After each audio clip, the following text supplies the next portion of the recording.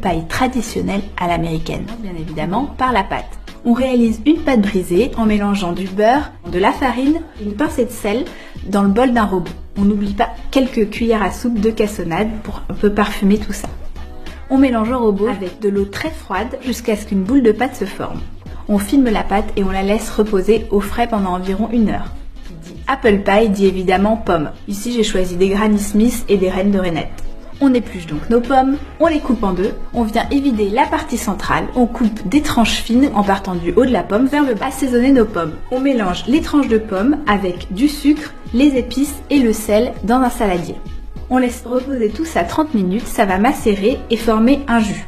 On récupère notre jus de pomme épicé, on le verse dans une petite casserole, on y ajoute une pincée de fécule de maïs et on va faire épaissir ça sur feu fort pendant environ 2 minutes jusqu'à ce que le mélange soit un petit peu sirupeux. Une fois que notre pâte brisée a bien refroidi, on la sort du réfrigérateur et on la divise en deux. On étale chaque moitié de pâte au rouleau entre 2 feuilles de papier cuisson. On déroule ensuite une des demi-pâtes dans le fond de notre moule.